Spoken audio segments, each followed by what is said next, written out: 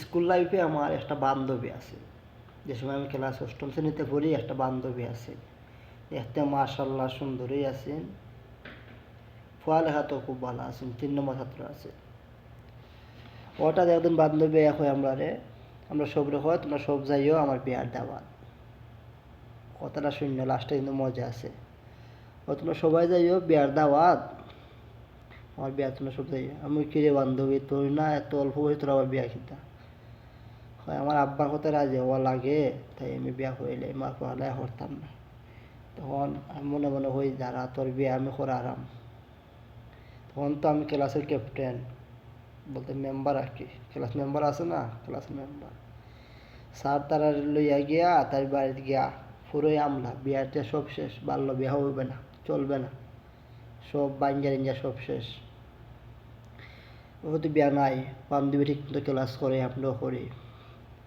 রমজান মাস আইছে, সবাই সবার মতন বাইরে ঘরে চলে গেলাম।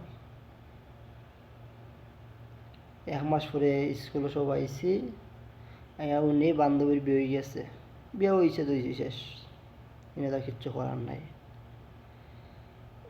হঠাৎ বাজারে একদিন আমি আড্ডা দেয়, হঠাৎ দেখি ডাকা দিছে, ছাইয়া দেখি আমার সেই চিরচেনা অচেনা বান্ধবীটা। এখন বান্ধবী তার ইয়া হইলাম কি, তারে বান্ধবী বিয়া শাদি তো করলি, দাওয়াতও দিলে না, তোর জামাইও দেখাইলে না। এখন বান্ধবী আমার বান্ধবী হয় দেখ, এখন আমার দ্বারা আমার জামাই, আমি আমার বান্ধবীর জামাই দেখে অবাক হয়ে তাকায় রইলাম।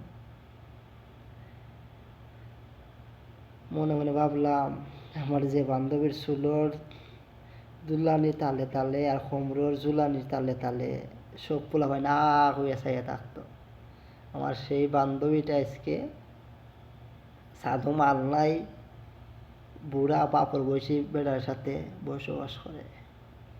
তখন মনে মনে ভাবলাম, মাইয়া মানুষ সব কিছু পারে, ওরা স্থলও থাকতে পারে, জলও থাকতে পারে, সব কিছু পারে, এরা কোনো কিচ্ছু বিশ্বাস নাই।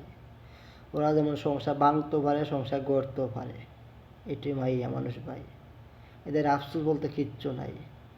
ওরা যদি তুমি খোলা দেখাইয়া মূলা দেয়া দেও, তাদের কোনো সমস্যা নাই, তারা এটাও নিব, এটাই মেয়ে মানুষ।